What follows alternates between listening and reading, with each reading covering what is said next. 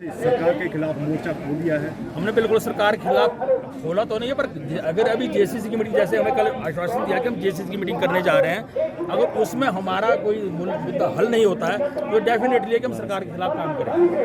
आप बात कर रहे हैं आश्वासन की, कितने लंबे समय से आपकी ये जो पेंशन है रुकी हुई है और आश्वासन आपको मिला है, वो भी चुनावी वर्ष में जब चुनाव के लिए मात्र 4 महीने बचे। हाँ जी, बिल्कुल इसमें कोई वादा खिलाफी कर रहे हैं, पहले ही कह चुका हूँ, वादा की आश्वासन जो है वादा खिलाफी के लिए ही होता है, तो वादा खिलाफी ही होती जा रही है। परंतु फिर भी क्योंकि उन्होंने एक कर्मचारी कल्याण बोर्ड के उपाध्यक्ष लगा रखे हैं घनश्याम जी, उनके माध्यम से कल उन्होंने मीटिंग कॉल की थी, हम भी उसमें गए थे, तो उन्होंने कहा कि मैं जेसीसी बुलाऊंगा और आपकी गवर्नमेंट से आमने सामने बात कराऊंगा। हमने कहा ठीक है, आमने सामने बात कराएं, अगर गवर्नमेंट फिर मानती है तो हमें लगता नहीं है, फिर मानती है हम उनका धन्यवाद करेंगे, उनका सहयोग करेंगे। ये नहीं है कि हम उनके खिलाफ, मानती है हम बढ़ चढ़ कर, क्योंकि रिटायरी है, कंडक्टर रूल लगता नहीं है, हम बढ़ चढ़ कर जो इलेक्शन का सहयोग करेंगे।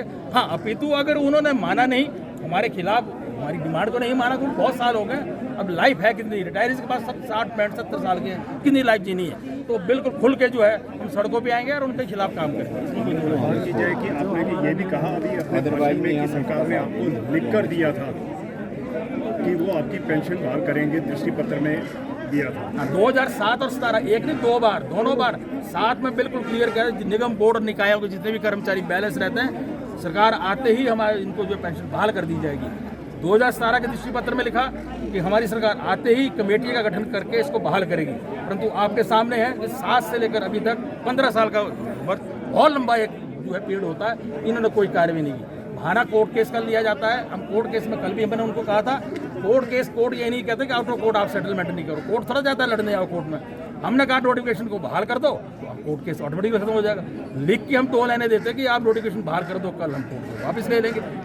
अगर आप गवर्नमेंट ये कहती है कि कोर्ट केस पहला वापस लो, ऐसा पॉसिबल नहीं है। अपने पैर में हम कुल्हाड़ी नहीं मारेंगे, गवर्नमेंट पहला जो अपना एक्शन ले, इसको बहाल करें, हम कोर्ट केस वापस दे देंगे, इसमें कोई दो नहीं। जिस तरह से आप बोल रहे हैं कि 2 बार अगर कहती है सरकार का आश्वासन तो मानना ही पड़ता है जब तक वो जो है इम्प्लीमेंट ना हो जाए, और हम बस तक तो यही सोच रहे कि कुछ करेगी, नहीं करते तो हमने कह दिया आप विधानसभा का भी घेराव करेंगे, उसके बाद ओपन ही है हम उस पर इलेक्शन। अगर 1 महीने पहले कुछ करते भी वो नल एंड वाइड वो होता नहीं है, कागजों में ही नोटिफाई होता, उसका कोई डिसीजन नहीं होता, तो हम उस बिल्कुल सड़कों पर उतरेंगे। तो कब तक का आप सरकार को समय देते हैं कि एक निश्चित समय अवधि के अंदर वो आपकी मांगों पर हमने समय दे रखा है, विधानसभा सत्र जो अभी मॉनसून सत्र आ रहा है उससे पहले कर दे, उसमें उससे पहले नहीं करते तो हम घेराव करेंगे।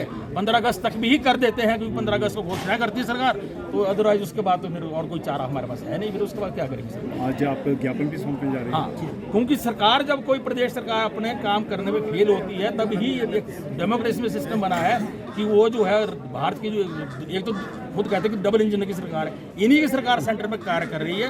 तो अब हम जो सीधा प्रधानमंत्री, यही एक चारा होता है डेमोक्रेसी में, हम प्रधानमंत्री को और गृह मंत्री को दोनों को जो है डीसी के माध्यम से ज्ञापन दे रहे हैं कि वो इसमें इनिशिएटिव ले और स्टेट गवर्नमेंट को डायरेक्शन दे इस काम को। भूषण ज्वेलर्स, अनमोल रिश्तों के लिए।